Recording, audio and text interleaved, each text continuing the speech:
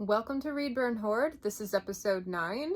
Every month I do a project where I go through a couple of my shelves really carefully, deciding whether or not to read the books, burn the books, or hoard the books for later. And this is era 2, meaning I've already gone through my collection once before, so this time around I'm being quite brutal, getting rid of a ton of stuff that I haven't looked at since I went through it the first time around, and I'm finally admitting to myself that I won't get around to most of them within the next 10 years anyway, so I am opting for space. I am opting for everything on my shelf being something that I'm excited to pick up immediately. As of filming this, I have 1,099 unread books in my collection. It's been hovering around that number for a while, despite the fact that I've been getting rid of dozens and dozens of books because I keep bringing things home. The ultimate goal is that by the end of 2025, I want to have under 1,000 unread books in the collection. And I think now would be an appropriate time to show you how poorly I've been doing at reading more books than I've been buying. Okay, over here on my high priority shelves, I have this shelf here designated to tracking what I've been bringing in versus what I've been reading. Now, these two books are the books that I've read over the last month since my last Read Burn Hoard video, and these are all the ones that have come in. This is an awful ratio, but I've only been on my really strict budget for the remainder of the year for a month, and everything from here over was stuff that I had ordered at the beginning of the year. The Priest of Bones series was ordered in January, something like that. So I'm expecting next month to be a lot better, but I did end up picking up this Rachel Aaron, a couple of series I was behind on with her. I've already read this one, and this Broken Binding Feist edition I've already read. So I brought home 5 Rachel Aaron books and 1 Sarah Beth Durst. These are high priority reads for me. I thought it was not really a great idea to let books from authors that I absolutely love come out without me picking them up for my collection. Like, it's a guaranteed good read. That's how I justified it to myself. I'm also, from now until the end of the year, going to be focusing exclusively on owned books. So that's why those came into the collection. So it's a 6-to-2 ratio. I'm hoping to flip it the other way around. But if you allow my past poor decisions to come back into play, it's a 15-to-2 ratio. I can do better than that. Yeah, the accountability part of that is really hard. At least I've identified the pain point why I can't seem to ever make headway in my collection, is because I keep just buying too many things. So let me show you an overview of how the library looks. I am going to be picking a book to read for this particular episode. I want something high priority that's not starting a new series, something that'll be kind of fun and light, because I just read The Devils by Joe Abercrombie, and it was fun, but it was kind of dark, you know, as he is wont to do. So let me show you what we're working with. I'll pick a book and then we'll get started on the shelves. Okay, if you're new here, this is half of my unread section, that top shelf there, and then these 4 stacks. And then over here, these 4 stacks in the top shelf. And then the bane to my collection's existence, that middle shelf there, are unread books, and they're over in my read section. It's driving me crazy. It's my goal to get all of those out of there by getting rid of enough things that I can squish it into these sections. But as you notice, if you caught last month's episode, there's a lot less congestion. I was able to fit a whole bunch of books in after shifting everything, but I still have a ways to go. But first, let me show you what I'm going to read. So, wanted to pick something from the collection that's not starting a new series, but one that's been kind of burning a hole on my shelves. This is going to be the one.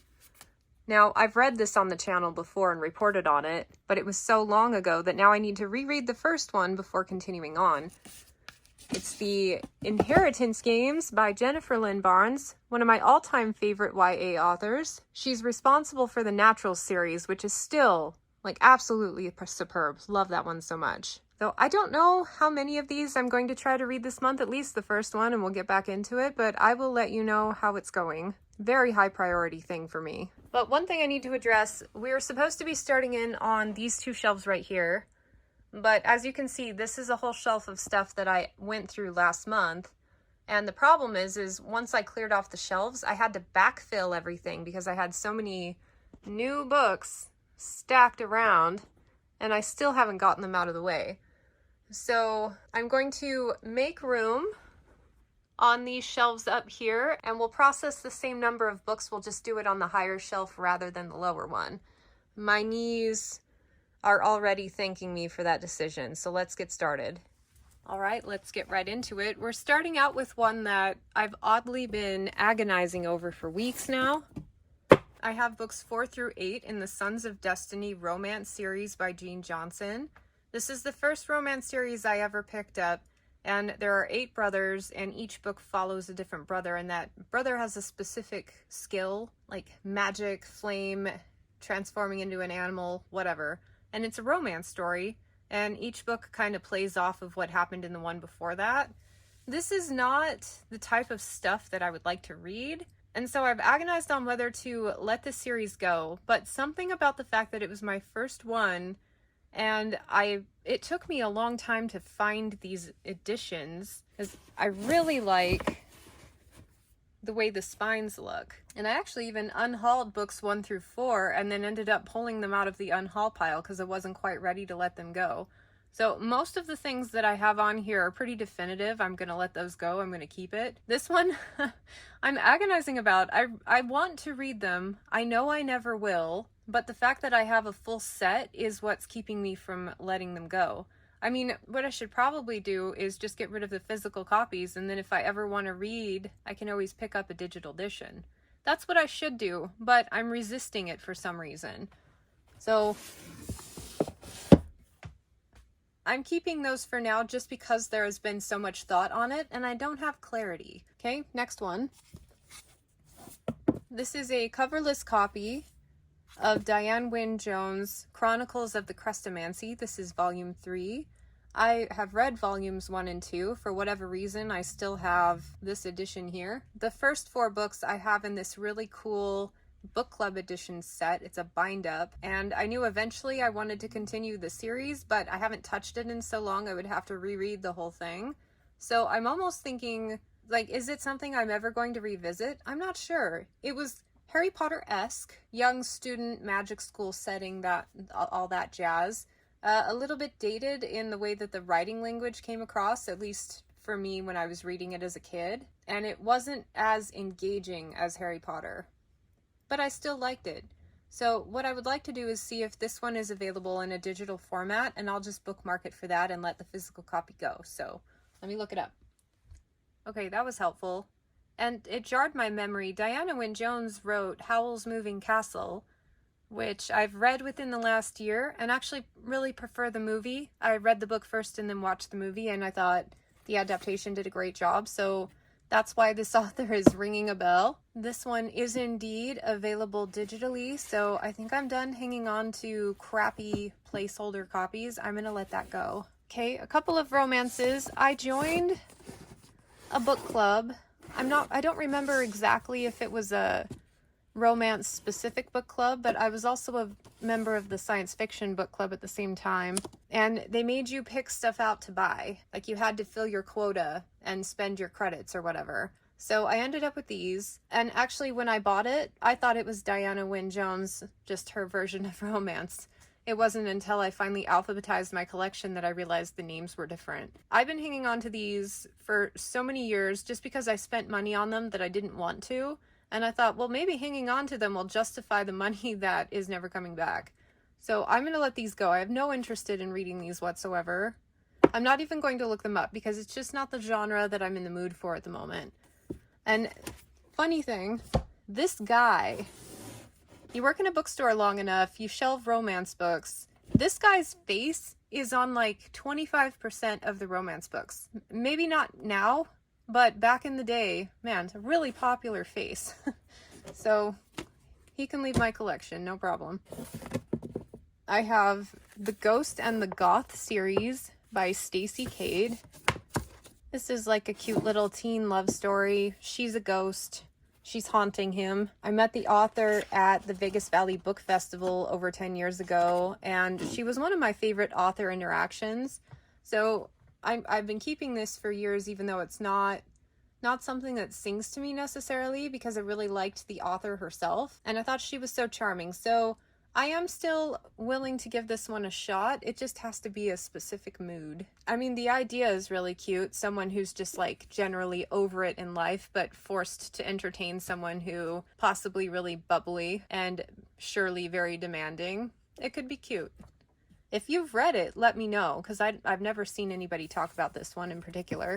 This is a new acquisition that I'm pretty pleased with myself about. I have the God Killer series by Hannah Canner, and what sold me on this was the covers. Such gorgeous covers. I ended up getting a broken binding edition of this one.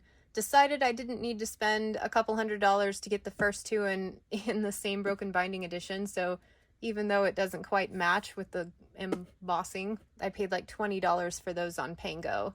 One of my patrons just gave me a really good rundown on how this series went for her, and I think I'm gonna like it. It's not super high priority, but it's one I'm interested in, and I really love having those hardcovers. Geez, we got a really romance-heavy shelf right now. I did a huge purge of romance in my collection and only hung on to about 20 different authors, and I guess most of them start with K, but this is just a typical paranormal romance series that has to do with like water paranormal, so like mermaids and whatever. Children of the Sea. I read the first one of the better ones that I read, and have since been hanging on to these. Oh, there's another one up here. In the off chance that I'm in the mood for a romance. It does not happen often, especially not one like this, but when I do want to read them, I really like these little mass market paperbacks that makes you feel like you're flying through the books. And unlike the Jean Johnson ones, which I really don't think I'll ever get back to, but the fact that it's unfinished is the part that's bothering me, I actually think I might pick another one of these up later. The thing to do would be to keep just the digital editions and let these ones go, but I'm craving that tangibility with them, so I think I'm going to hang on to them for the time being. Okay, this one's a funny one. So I have the Fallen series by Lauren Kate. I love these covers. I just think the gothic look and the pretty dress, like, really interesting. But every time I've looked it up, I am convinced that I'm not going to like it. But it was 3:30 in the morning one day, and I found myself shopping for books, found this for $30 and brought it home, even though I had just donated a paperback copy of the first book. So I need to look this up again and get real with myself on whether or not I think I'll actually read it. Because at this point, I think the answer is no, but I've been hanging on to it because I really like the way the books look. And I've mentioned this in past videos, but I am not above keeping books just because I think they're pretty. I'm giving myself permission to do that, but I would at least like to have just a slight inkling that I might read them one day. So let me look that up. The premise of this one is this girl is in a really restrictive boarding school, and this boy shows up, and I quote, "and she's drawn to him like a moth to a flame and is desperate to find out what his secret is, even if it kills her." So right there you have a plot entirely fixated around a love story component, and there's not even mention of a supernatural. Like it's only implied that there's something going on. I'm assuming it's supernatural, but I don't think I'm ever going to read this. And one of the things that I think might help me make a decision is if this came up for a random draw that I had to pick it up and read it, I would dread it. And I don't want anything in my collection that I would dread reading if it came up for a challenge. Like, these ones I don't particularly want to read anytime soon, but I wouldn't hate my experience with it. And another thing, I picked this up in a very unintentional fashion. It was not me carefully curating my collection. I just thought they were cool and I bought it. So I think I am going to let this go, even though it pains me. Also by Lauren Kate, this is an advanced copy. I think I got it in a giveaway of some sort, called Teardrop. So I need to look this one up because I'm just not sure. The premise for this one sounds a little more intriguing than the other one. It's like water stuff. Some sort of folklore that this girl cried a continent into the sea. There's a boy involved, obviously, and something to do with her mother's death. Creative premise, I'll give it that, even though my description right there was kind of vague. But I don't think I would ever pick this one up. And what's more, there are 2 books in the series. The second one has kind of an ugly cover. It doesn't even match this one. And so I would never collect the series. There's something, if this was a trilogy with 3 gorgeous books with the same kind of ombre beautiful cover as this, I might have a more difficult time. But the fact that even if I read it and liked it, I don't like the additions, makes it easier to let this one go, oddly. So I think we're going to do that. I think we're going to get rid of this one as well. This one, I've been debating on this one every time I look at it. I read the first book, Control by Lydia King. She's a medical professional turned writer, and she writes dystopians about kids with like medical deformities, if you will, but like ways that enhance humans. And I liked the first one, but it wasn't my favorite thing. This is another author that I met as a panelist, and I don't think my copy is signed. Yeah, the first book is signed, but this one isn't. So I've been hanging on to this with the idea that I might actually finish out and continue the series eventually, but I will have to reread the first book, and I don't know that I care. It's a completed duology. I'm having a hard time letting it go because it represents a time in my life where I was really into YA dystopians. I probably still am, I just haven't found any good ones lately, and that era is kind of over. So if I get rid of this, I must also get rid of the first one, because what's the point in hanging on to it if I'm not going to continue? What actually would be more appropriate is to bring the first book down and stick it in the collection as unread, because I would have to reread it anyway, and then evaluate it as a series as a whole. Like, am I ever going to get back to this? I might. So I'm going to leave a spot there. I really wish the second book had been out when I read the first one, because then I would have read the whole thing, and then I could make more decisive decisions. Okay, this is Fair Folk by Marvin Kay. I can already tell you, you see that yellow tag there? I prioritized my bookshelves a couple years ago, and the yellow tags were the things that I was least interested in reading. And I like elves. I think this cover is really moody. I'm gonna have to flip through and see which authors are in there. But I'm not a short story girl. I want more time to get grounded with characters, and short stories, they feel like a waste of time to me. I've read a few good ones, but I don't see myself ever reading this, even though it's a cool edition. Okay, I'm just flipping through it. I see Jane Yolen, Tanith Lee. I like books from both of them. Patricia McKillop. I do not like her writing. Megan Lindholm. Oh no! It's got a Robin Hobb story in it, people. Okay, that explains why I hung on to this. So, Megan Lindholm is Robin Hobb's real name, I believe. Grace Notes. I need to see if Grace Notes is available anywhere, because she's my favorite author, people. Like, favorite. So, let me look it up. Just a quick search. I could not find easy access to digital copy or like read for free online, anything with that story in it. So that means if I want to read it, I need to hang on to this one. And I feel like I'm not quite ready to make that decision yet, because now that I know it's Robin Hobb, but I've also been trying to get to a place where I can have loved the Realm of the Elderling series without also feeling compelled to read literally everything else that the author has produced. It's okay to love just the one thing without having to commit emotionally to being all in on everything and like a completionist. So I need to think on this one a bit more. I'm going to hang on to it for now, but if I haven't felt any compulsion to pick it up by the time we get back around to the shelf, we'll go from there. Relatively new purchases: Sailing to Sarantium by Guy Gabriel Kay, and the second book of the duology, Lord of Emperors. I think this is kind of where I want to start with GGK.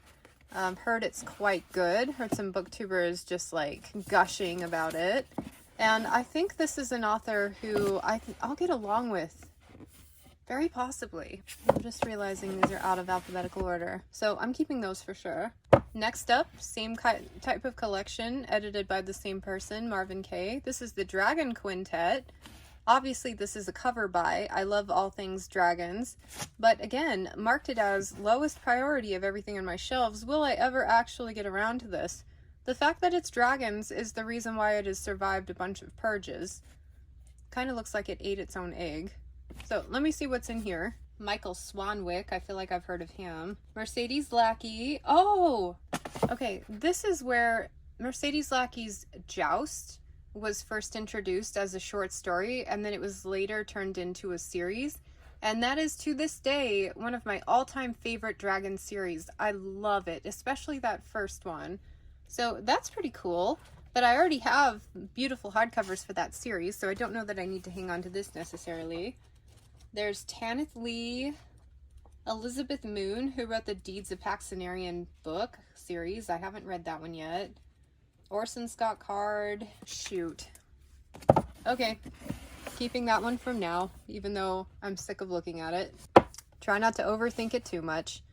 We have an arc of Aurora Rising by Amy Coffin and Jay Kristoff.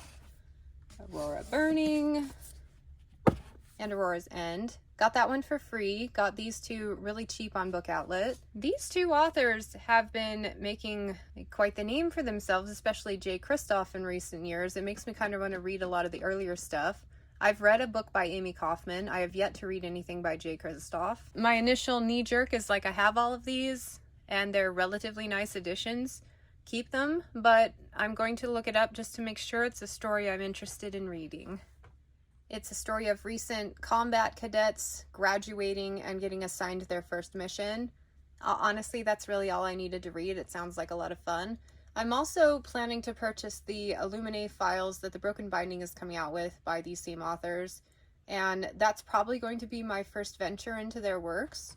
So this one sounds dynamic, like lots of different types of characters in the book, and I like the subject matter, so that's actually cool because I don't know that I've ever actually looked up what this series was about. I was just collecting them because they were there, but now that I've looked it up, I think it's a lot higher on my TBR. Like, easily the highest thing on this shelf, with this as a close second, just because I think this is going to be a little bit more of a complex read. So yeah, cool. That'll be fun to look forward to. Okay, so since we've reached the end of the shelf, let's take a break and talk about the inheritance games, and then we'll come back. Halfway through this book, I've read it before. I read it in 2022. It's like, ask me before I started anything that happened in this book, and I could only give you a couple of vague references. But being back in it, reading everything, having my memory jarred, I now can tell you exactly how it ends. It's funny how the brain works like that. So I am not finding this nearly as engaging as the first time around, obviously because I know where the mysteries lead and who done it, if you will. But I am marveling at how well the author is creating that sense of mystery and drawing you in and making you want to keep turning the page to find out more. One thing I noticed is the chapters are incredibly short for this, like maybe 2 or 3 pages a piece. And I think that's part of that like readability factor, because a lot of adult thriller novels are written like that to make you feel like you're making quick progress. So it's like reader created momentum just because of the format, and I think that's pretty cool. Don't know anything about this book. This very, very wealthy person passes away and leaves his family practically nothing, but leaves this girl billions and billions of dollars. And so the entire novel is like, what was he thinking? Is there a connection between her and the family, or is she totally random? And there are a lot of games and mysteries that he left behind for his descendants to figure out. Very engaging book. I will let you know how the overall impressions of the book once I finish it goes. Next up, a book club edition. I may have gotten this from my mom, but I can't remember. It's called The Eye of Heaven by David Keck. I really hate book club editions, the size, unless they're not available in any other hardcover, then I'll take them. But it has a cover quote by Jacqueline Carey, who I love, and I think that's the only reason it survived a few purges. So I need to look this one up and see if I'm ever going to read it. This is a 3-book series that came out back in 2006, and basic premise is this boy wants to become a knight, and it really doesn't seem like too complex beyond that. It's one of those things where it's been on my shelf for so often, and if you would ask me to do an inventory of everything on my shelves, I would forget that I own this every time. So the fact that I don't even care enough to remember what it's about every time I get to it, I think I'm ready to let this one go. It very well might be good. The ratings weren't stellar. The first book had 327 ratings, and it was about a 3.5. The 46 people who made it to book 3 rated it 4.5, so those who loved it, like, really loved it. But yeah, actually, let me see if this is available digitally, because I don't think I need to hang on to the physical copy. Oh yeah, it's absolutely available digitally. So I'm gonna let this physical copy go to make room on my shelves, and I can always explore it if I want to.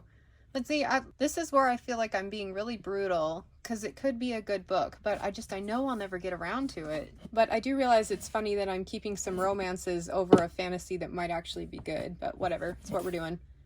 This is the Dragon Quartet, the 2-in-1 bind-ups here, by Marjorie B. Kellogg. I bought this for cover appeal alone and the fact that it had dragons, but I don't know that I've ever really looked that closely into what others thought of it. So let me do that right now.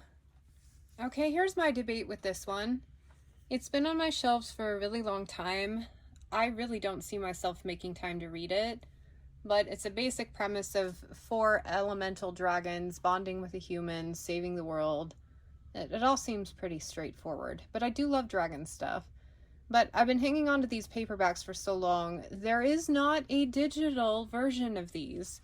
So am I actually going to use like ARC reading, physical eyeball time on these massive mass markets ever? Probably not. But if I let them go, the first book, the cheapest one I could find in used condition, was like $30.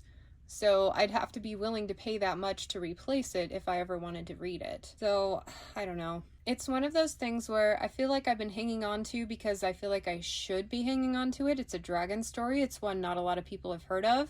I really like having those niche things on my shelves, but I don't actually think I'm ever going to pick these up. Like, definitely if they had audio versions, I'd be a little more interested, but I think I'm going to let them go.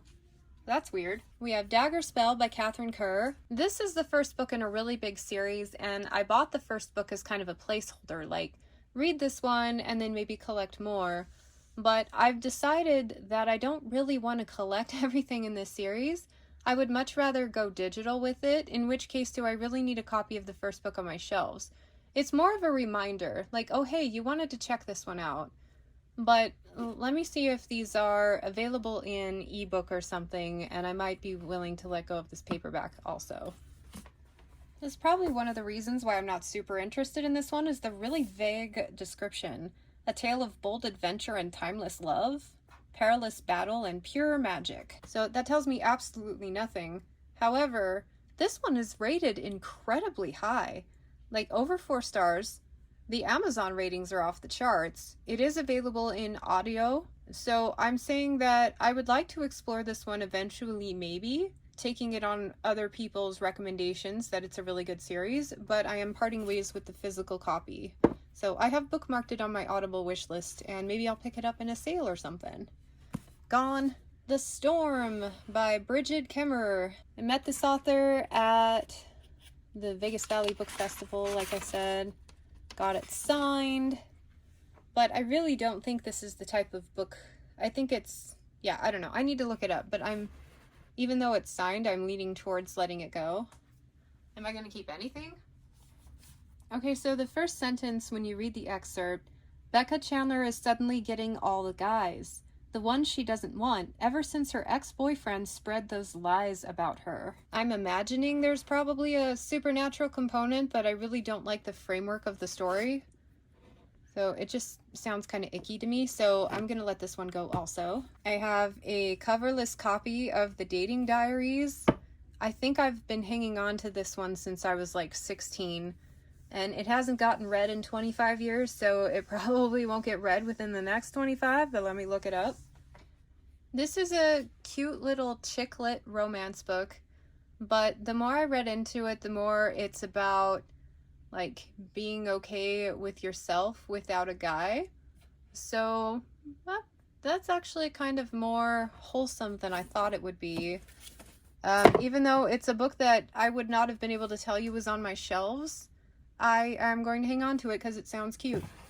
Little chicklit romances. Maybe I'll pick it up in 20 years. I know over the years I've been keeping a lot of books because I feel obligated to want to read them as opposed to actually being excited to read them. So today I feel like I've got a lot of clarity.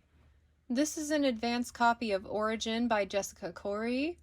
It says, the jungle hides a girl who cannot die. That sounds like an interesting premise. Let me look more into it. I don't even know if more books came out in this series or if it even is a series. Okay, this is a 3-book series. In the Amazon, there's this laboratory that's creating immortal humans, or supposedly anyway. And when she's 17, she escapes and meets a boy from a local village, and together they uncover a bunch of secrets or whatever. This is something in the same vein of those dystopian post-apocalyptic YA that I really loved. I read so many of them and I liked them a lot. Had I read this back when I was into that phase, I think I would have really liked it. But now I have a few left in that genre that I still want to read, but I'm feeling more inclined to do a bunch of rereads for the ones that I liked. So I do not believe that I am ever going to get around to this. And also, I don't find the premise too terribly intriguing. Yeah, there's some science stuff going on, and I find I don't really care who is doing it or why. So there's no draw to the story other than the exotic setting. I really do like that it's a jungle setting.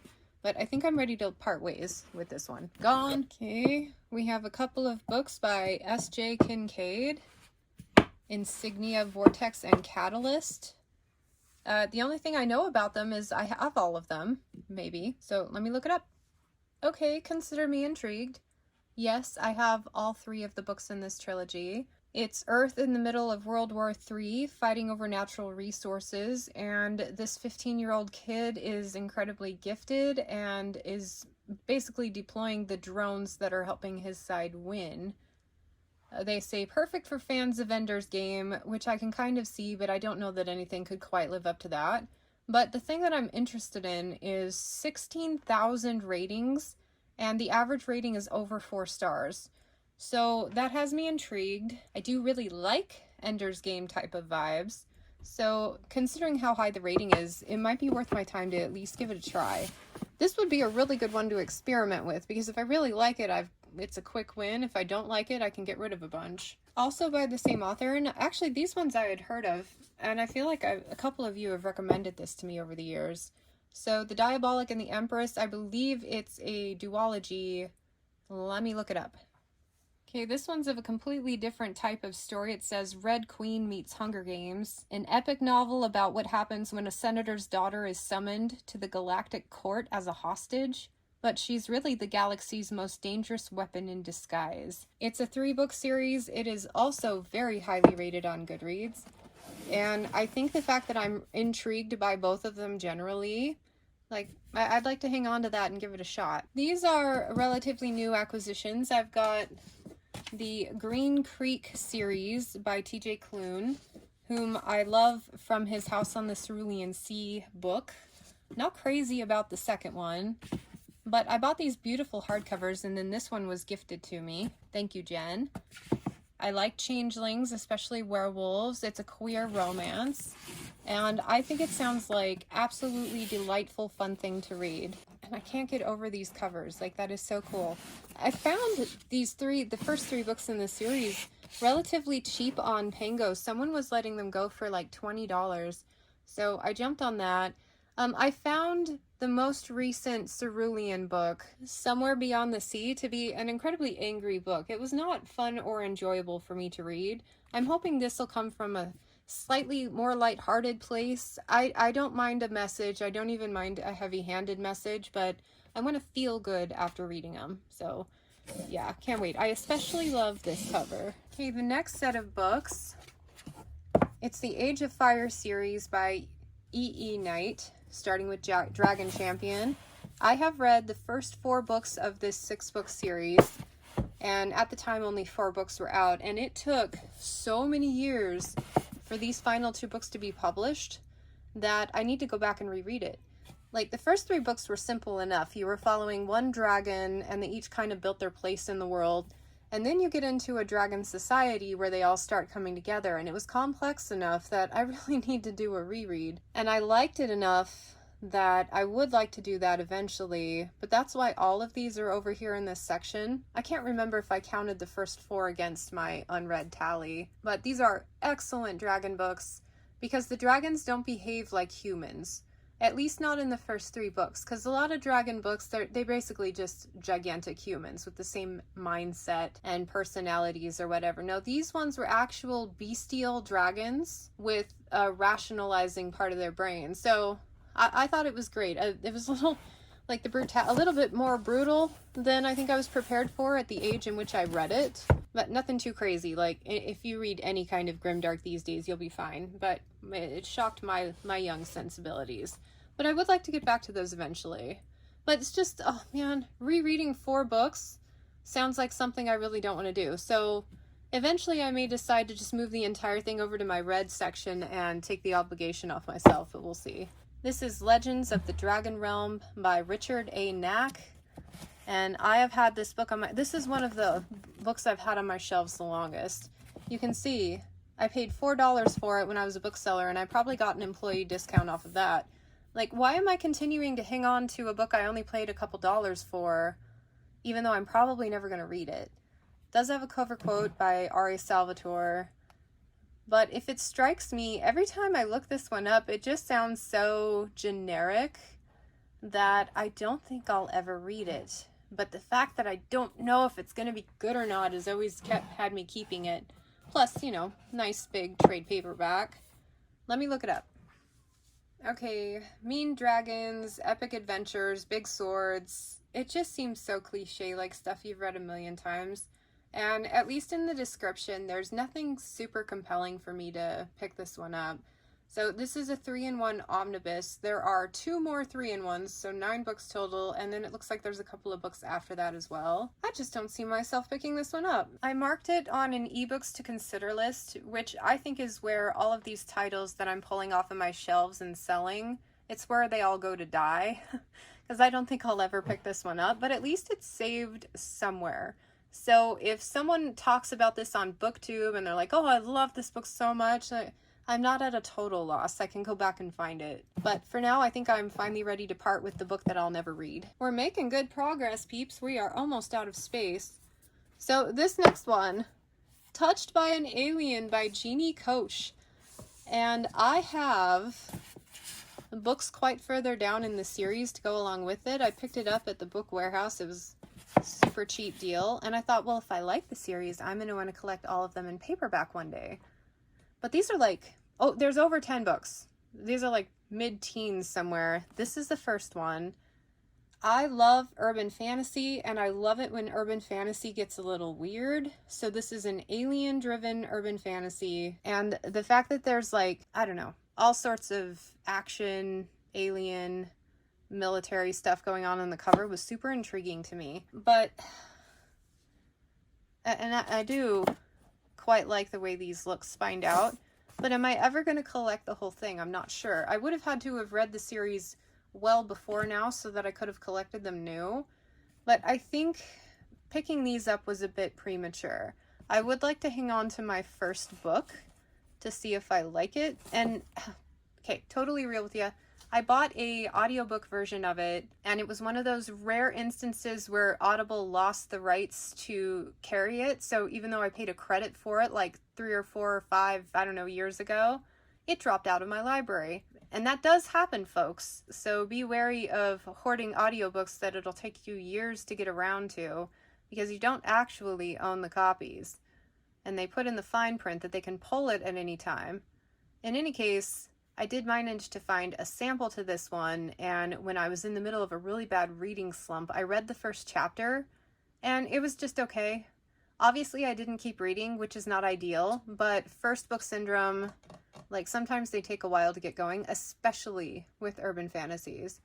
So, long story short, even though I like these covers, I'm going to get rid of these and just keep this one, and decide that if I want to collect the series, I'm going to be doing it digitally. I don't need 20 Touched by an Alien books on my shelves taking up space. I can just do it digitally.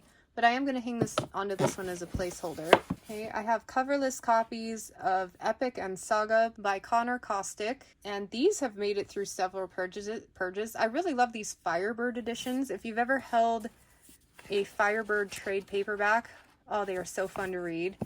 Need to look those up.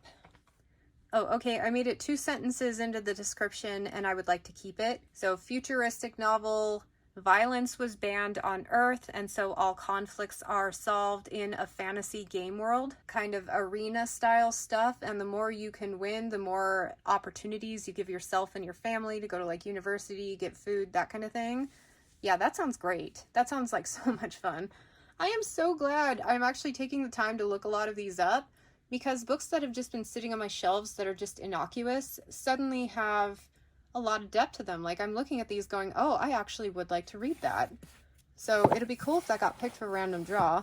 It looks like it is at least a 3-book series. I only have 2 here, but I definitely want to keep it. I don't have room for the chonker of a book that's next up. That is going to wrap up this week's lineup. Give you a final look of everything that's being kept.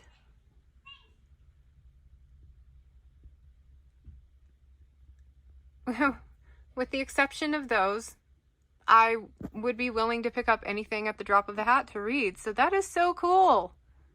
Let's see, looking at it from the perspective of series that I would like to start if it got picked out of my pink jar of high priorities, definitely this one. Now this one, surprisingly, that one would be cool. I've already forgotten what this one was about. Oh, okay, that one was like the Ender's Game comparison. That one's high. That's like an 8 out of 10 excited to read, but I don't know that I'm quite there. And I think the other one is going to be epic. So I'm going to be adding all 3 of those to my pink jar. So here's the jar in question. This is where I'm keeping all of the high priority new series that I want to start. I am running a couple of challenges right now and being really strict on whether I start new series.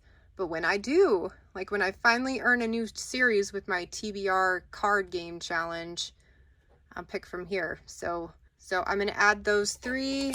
Okay, fill them out. I ran out of bright pink Post-its, which I don't mind actually. It'll kind of give me an indicator of when I switched bookcases, because I did my first 4, now I'm on to my next 4. So there we have it. And here's the lineup of everything we're letting go today. 19 books. I am so proud of some of the things that I'm letting go that I've been hanging on to for ages. I mean, we're talking 20 years on some of these suckers. 19 books. So that brings my total of unread books in the collection down to 1,080 books. That might be the lowest we've gotten so far. Let's do a final check-in on Inheritance Games, and we'll call it a day. I finished Inheritance Games. It was almost as enjoyable as the first time I read it, minus the fact that I already knew everything that was coming. So the big reveals didn't have an emotional impact this time. But overall, I really like the book, and I cannot wait to dive into the next one where it's just all new mysteries. Like, what's he gonna do next? I already really like this author. The thing, okay, so because I wasn't so focused on the mystery this time around and figuring out all of the cool puzzles left behind, it gave my mind a lot of time to kind of nitpick a little bit.